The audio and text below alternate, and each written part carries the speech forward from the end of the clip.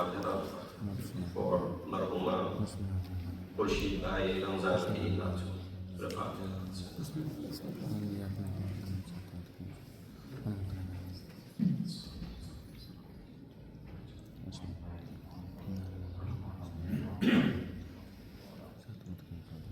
أعوذ بالله من الشيطان الرجيم بسم الله الرحمن الرحيم الحمد لله الذي قصرت عن رؤيته أبصار الناظرين وعجزت عن نعته أوهام الفاسقين الحمد لله رب العالمين الصلاة والسلام على أشرف الأنبياء والمرسلين خاتم النبيين أبي القاسم محمد اللهم صل على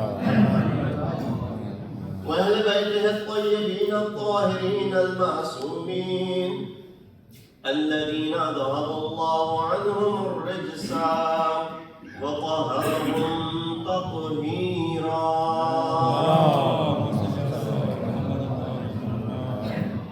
أما بعد فقد قال الله تبارك وتعالى وقوله الحق وهو أصدق القائلين بسم الله الرحمن الرحيم تبتغون أرض الحياة الدنيا فعند الله مغانم كثيرا صدق الله العلي العظيم.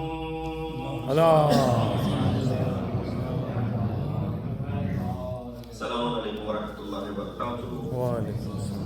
We dedicate the Tawaf of this Majlis to Marhuma, whose jalum is being commemorated, for whom Surah Yasin was recited. May Allah subhanahu wa ta'ala elevate the status of Marhuma, give her place in the Jibar of Masumeen, alayhi wa salam. And we ask Allah subhanahu wa ta'ala to continue to restore the bereaved family that's suffering that they're going through. May Allah subhanahu wa ta'ala give them support to go through this difficult period. Once again, these Salah Majlis are one of the ways of paying our dues and homage and tribute to our Marhumeen. This is a wasila that Allah subhanahu wa ta'ala has created for us, that it has this dual effect that once we remember our Marhumeen and we also do the dhikr of Ahl-e-Bait. While we do both dhikr of Ahl-e-Bait and remember our Marhumeen, we gain and increase our knowledge, and at times we get closer and closer to them as well. This tawassul, the concept of tawassul, is not just a concept that is for the hereafter, that may Allah give us the shafa'at of Ahl-e-Bait on the Day of Judgment. No, the concept of tawassul begins right here, that you get closer to them, right? You expect tawassul from someone who is close to you. I'm not going to go out and randomly ask from an individual who I don't know, I've never met in my life, have never had any interaction, and expect something from them.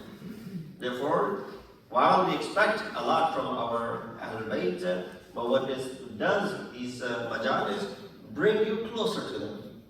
When you get closer to them, you get acquainted with them, then of course it is easy for you tomorrow on the Day of Judgment to use them as your wasila near Allah subhanahu wa ta'ala.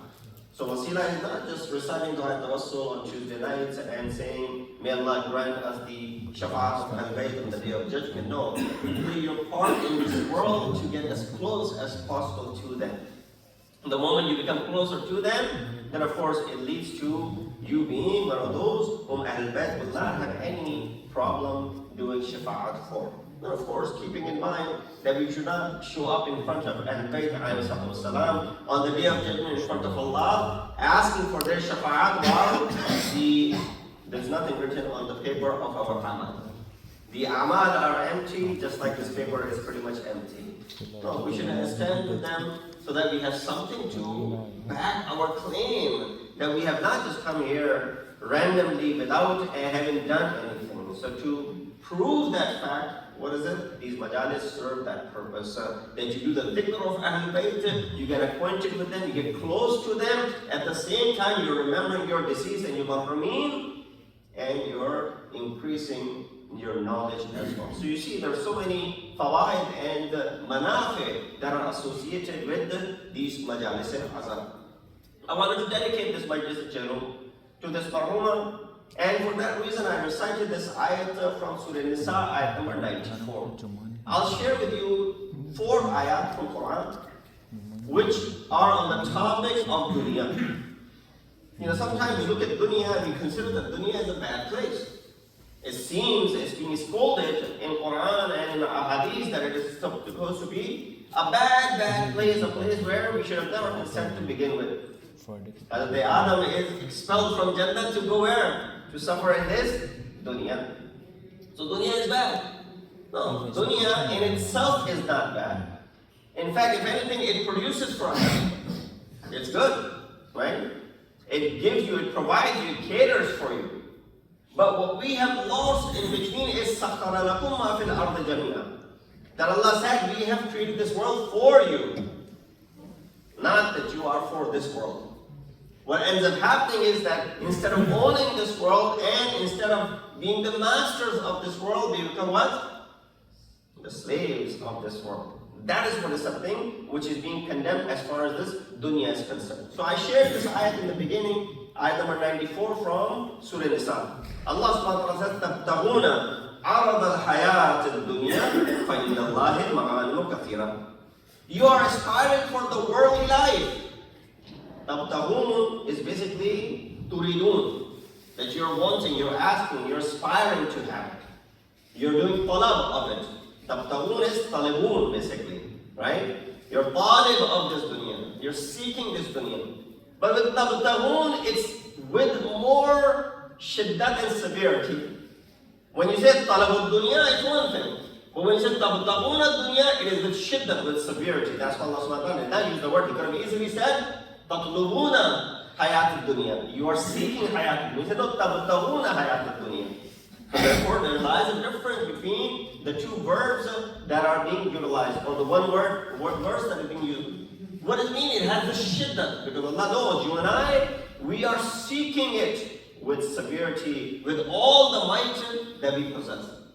But look how it counters it. It says, تَبْتَغُونَ حَيَاةَ الدُّنْيَا فَإِنَّ اللَّهِ مَغَانِمُ كَثِيرًا. While you are going after aspiring for this worldly life, in near Allah subhanahu wa ta'ala, what Allah has is the bounties that you cannot even count. Maghanimun kathira. Maghanim, jama of ganimat. Right? Ganimat ki jama kya hai? Maghanim. Allah has maghanim, and that too kathira. Abundance as far as the maghanim are concerned. While what you're doing, you're going after this or that, instead of going after that which Allah subhanahu wa ta'ala wants you to really pay attention to. So number one point regarding the ayat of dunya is the bounties of it. We fall victim and prey to the fleshy part of it, the star thing that is glowing in front of us. We go after that, while Allah subhanahu wa ta'ala is saying, no, hold your thoughts for that one, go after the ones that we have created for you, which are far beneficial. And in fact, what? Wait for all those things that you're aspiring to have in this world, wait for it in the hereafter. You want to have access to this, you want to have access to this, you wish you could do this, you wish you could do that. Guess what? Many of your faculties are not created for this world. Stay with me on this point. Many of our faculties are not meant for this world to begin with. I'll give you an example. When a child spends 9 months in the womb of the mother, after 4 months when all the body parts are formed, now they're just growing. It has the hands, it has the feet, it has the heart, it has the eyes, it has the internal and external organs. All of them are there. Now what happens in the next few months? They grow. While this child, or this fetus, or this embryo, this baby in the womb of the mother, at 6 months or 7 months, when all of the organs have grown to its length, right? Because after 6 months it's possible for it to have a birth. Quran talks about it. 30 months is the entire period that is mentioned, which is 6 months of birth and 2 months of being nursed by the mother. This is how Imam Amir al-Mu'minin Ali ibn Abi Talib safeguarded the sanctity of a woman. A woman who gave birth in 6 months, while it is normal to give birth in 9 months, one person out of order gave birth in 6 months. Time of second caliph. The husband himself is doubting the kirdar and the character of his wife. Goes to Khalifa to go ahead and do what? Rajul, sansar, right? And she's committed adultery. 6 months, it's unheard of. And of course, the Khalifa uses his, expertise in this area and goes along with the ruling of giving the punishment and hudud to this lady. Until someone told Imam Ali that this is a qadiyah going on in the court of Khalifa. Imam rushes there and he stops him. He says, have you not read the ayat of Quran? He said, only enlighten us. What ayat of Quran? Then Imam Ali recites this ayat of Quran, وَوَصَّيْنَا الْإِنسَانَ بِوَالِدَيْهِ. Right, Surah Al-Qaf. That we've given this wasiyah to insan regarding his parents, especially his mother, who carried him wahnin ala wahnin, and then mentioned the fisaluhu thalathina shahran. 30 months. Imam says, where did these 30 months come from? He said, where does it come from? He says 6 months of birth and 2 years of nursing period. Therefore, it is possible for a woman to give birth in 6 months. Do not go ahead and character assassinate this lady if she has not committed any adultery. This is how Imam saved that lady. So therefore, we understand here that the concept, that example that I was trying to give you, the baby in the womb of the mother has all the organs formed to the extent that it's needed. But the baby in the womb of the mother, does it really need the eyes? Does it really need the legs? Where's it going to go? You're in this small place, right? Does it need the ears? Maybe. They can hear. Whatever mother says, whatever mother hears. Does it need other organs? The feet and the hand and the other body parts. Does it need all of those things? The nose and whatnot. And so, well, maybe not in there, but eventually the baby has to come to this world.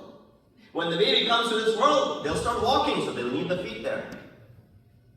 They'll need to hear and see, so they'll need the eyes and the ears. Yes, in that place, it's dark. They don't really need the eyes over there. But these organs are not created for the womb of the mother for this baby. These organs are created when the baby is born. Similarly, there are many faculties that God has created for us that we cannot fully utilize in this world. So God, why did you create all of them? He said, wait until you get to the hereafter, only then you'll be able to utilize all of them. Salawat Muhammad. That's ayat number 1 from Surah Nisa 94. Second ayat that I want to share with you from Surah Taha 131. Allah subhanahu wa ta'ala, brings our attention toward a very common disease of being envy. When we become envious of others. We do something which is, in my mind, incurable. When this disease leads on to someone, it's difficult to cure this. Look at what the ayat says. 131 of Surah Taha, chapter 20 from Quran. وَلَا تَمُدَّنَّ عينيك إلى ما متعنا به أزواجا منهم زهرة الحياة الدنيا لنفتنهم فيه ورزق ربك خير وأبقى. He said, do not be envious of what we have given to some of these people. To some of these people, what we have given that you see in the world, don't be envious of that. Why? It's only a trial for them. The more that is given, the more trial that they are going to be facing. The more they have, the more they'll be answerable. Would you want to be answerable for a 10-page long questionnaire, or would you rather have 1-page long questionnaire? I said, I'd rather have 1-page long questionnaire. Well, if you want 1 page, then only demand that much that you can handle over there. There's so many examples that are coming to my mind at this point that a person came to a fourth Imam, Imam Zainul Abidin, and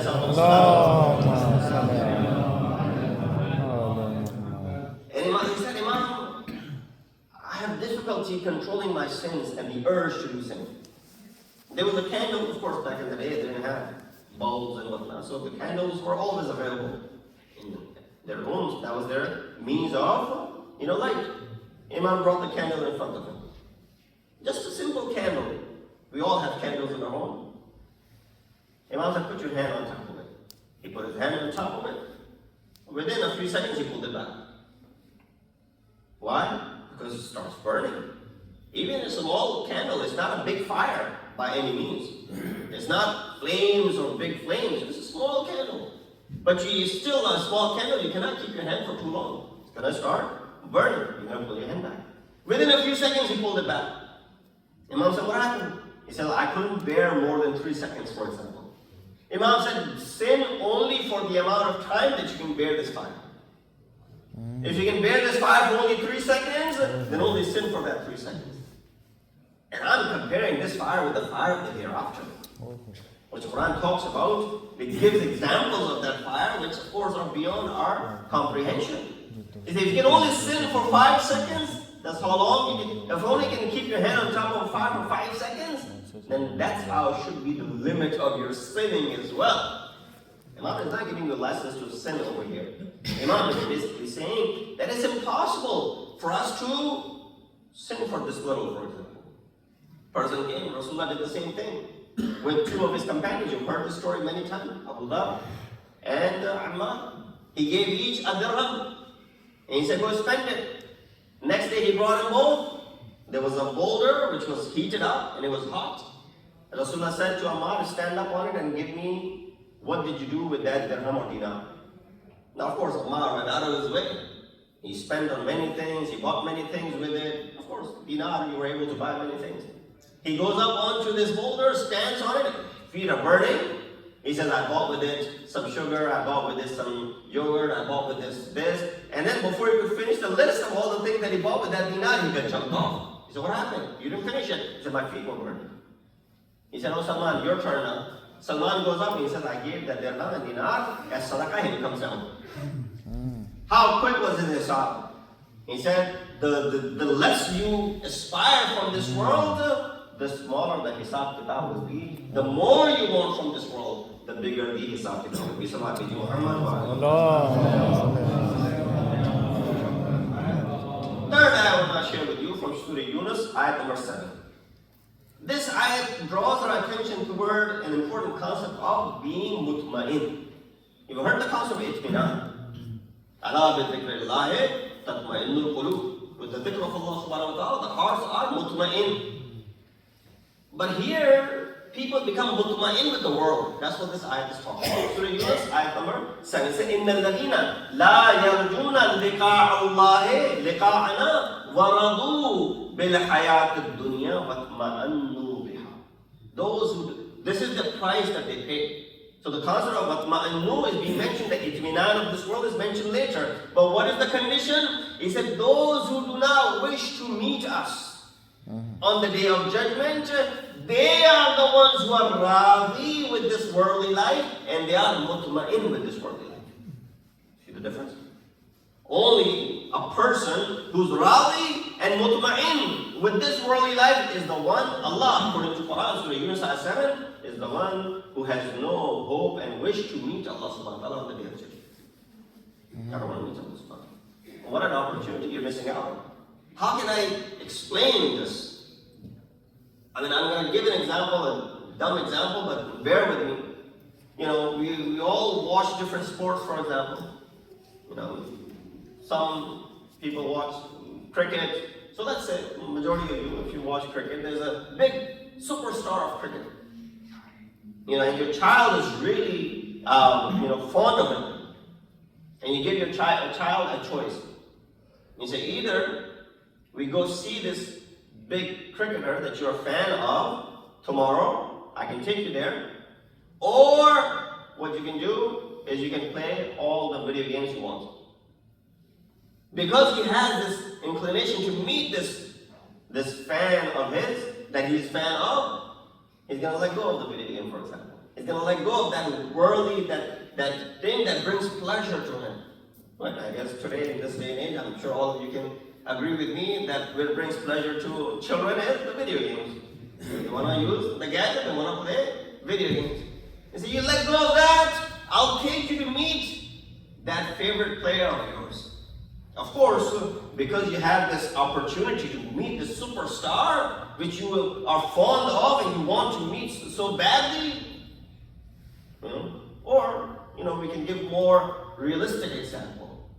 That if you and I were told today, by an authority which we believe in, that if you let go of this one habit of yours, you will get to meet Imam Zamana tomorrow morning. Guaranteed. Tomorrow morning, you start the Fajr, you'll meet Imam Zamana.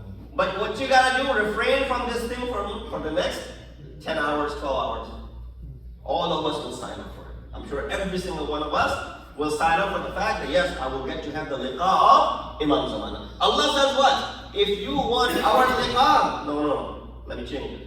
He said those who don't want our liqa are the ones who are radi with this hayat and they are mutmain with this hayat. Salawat bi Muhammad wa alihi. Fourth ayah requires more in-depth analysis. I'll just point and I'll get to the other part of the discussion. Fourth ayah is from Surah Hadid. One of my favorite ayah number 20, but I don't think I'll do justice to it if I was to go in the depth and the details of it. Brothers and sisters, dunya, as we mentioned, is something, how do we understand? What is the mithal of this dunya? Urafa and ulama, and of course, Aimmatul have given us many such examples of this dunya. The most comprehensive example of this dunya that we have is from none other than Amirul Mu'mineen Ali ibn Abi Talib. Imam said, "Masal dunya ka masal al-hayya." The example of this dunya is the example of a snake, a serpent. Why Imam is comparing it with the serpent? He said, "Layyinun massuha wa sammun naqi fi jawfiha." When you get to touch the exterior of the snake, the skin of the snake is so soft, right? You want to feel it, you want to touch it, right? But what's inside of it? Sammun naqi fi jawfiha. But it contains this venom which is fatal for you. Inside that beautiful skin, and it is the qudrat of Allah subhanahu wa ta'ala, the different types of skins that we've seen of the snakes and other birds and whatnot. He said, but inside of it is what? The sammun naqi fi jawfiha, which is fatal for you if you were exposed to it or if you were bitten by it. But here's the example. Imam compared the world to this serpent, the snake, which is beautiful from outside and fatal from inside. But Imam said there are two types of people. There are those who are aware that what's inside of it and they stay away from it. But then there are those who are jahil and ignorant about it. He says they go towards it. They get closer to it. In today's life, this was an example, hypothetical. Today's life, if there was a snake, and if none of us are aware of how to catch a snake, would any one of us get close to it? We'll try to stay away, yes. We'll try and find the security and the safety for everyone else who's over here, but we'll try and get to safety ourselves because we don't know how to catch the snake. We're aware of it. Only a child, a child who's ghayr mumayyiz, who cannot discern between good and bad, only a child will go close to the snake, thinking, what can this do to me? I'll go ahead and grab it. It looks like a nice toy. It looks like something that I can play with. I'll go close to it. So why? Child does not have that understanding that ignorance is there. Guess what? When we get older, we see this world, the beauty of it, inside that sammun naqi is there. We are jahil and ignorant of it. Another example that Urafa and Fuqaha have given is the example of that, the one who sells these, the gold and the silver. Those who are, tala farush, those who sell gold, goldsmith, they look at this gold and they understand if it's worth that much. They have the real knowledge about it. But you and I are not experts in it. We'll go buy gold, our daughter is getting married, our son is getting married, and we need to buy some gold. We'll go to a shop, we'll go buy gold, they'll tell us a price, this is the price. and we'll go ahead and pay that price. Now the gold price is fixed, but nonetheless, we don't know how good that product that they're selling us, the weight is there, but how good is this product? Is it asli, is it naqli? You and I have no knowledge of it, but he'll sell it to us, right? But the person who himself is a goldsmith, you think he will ever buy something like this, knowing the real value of it? He said, no, you only see the exterior of it. It looks like just any other gold. But inside, it's not really gold. It's just gold plated. That's how this world is as well. It's just gold plated. So it attracts us, but inside of it is empty and hollow. So what did Muhammad?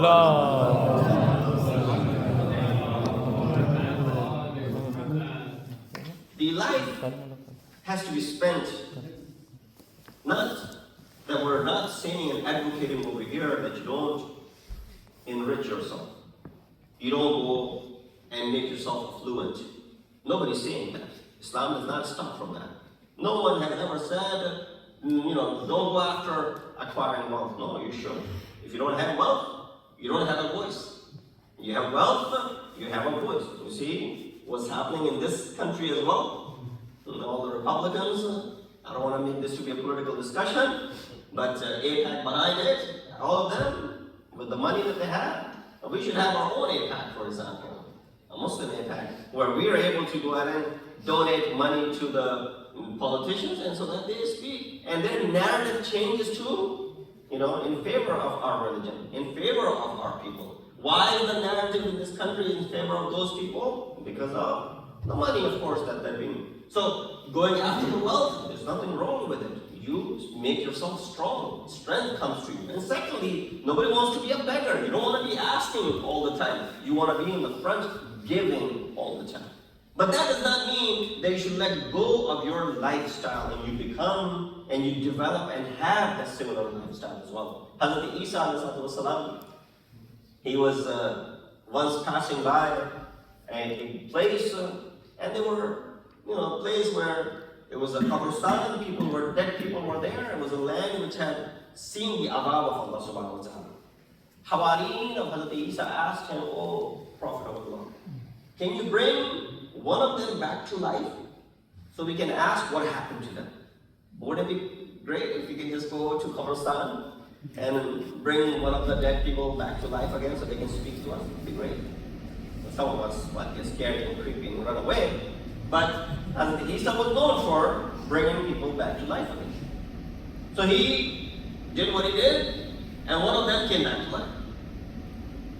And when he came back to life, Hazrat Isa and his Hawariyeen, they were able to speak to this man and said, "What happened?" He said, "We were doomed we were lost in the ghaflat of this world that we had forgotten about our Creator." He said, "How come none of the other friends of yours woke up, only you woke up?" He said, "I'm not even from this area. I'm not even from this area. None of the people from this area have the ability to wake up. I'm actually an outsider who came here for trading purposes.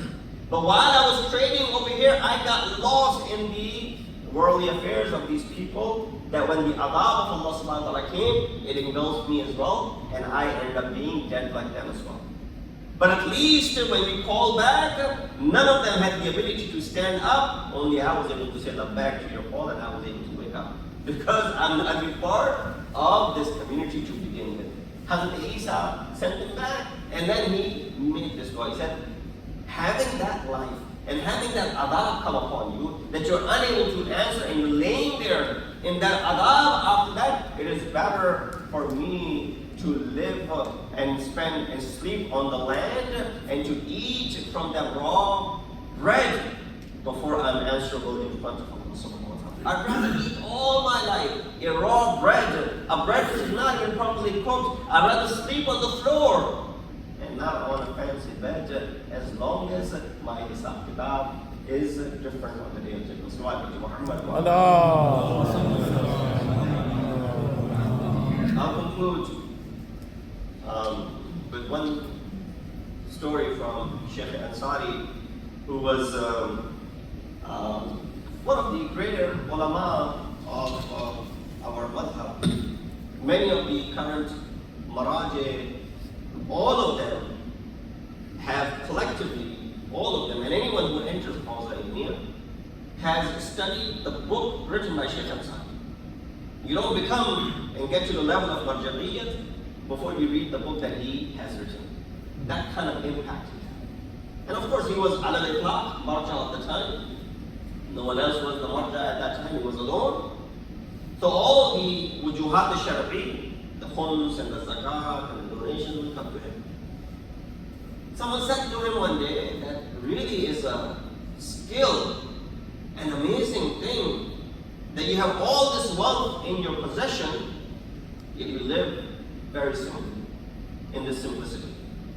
So imagine this entire, chest is filled with wealth and donations and money, millions of dollars, yet my lifestyle is very simple.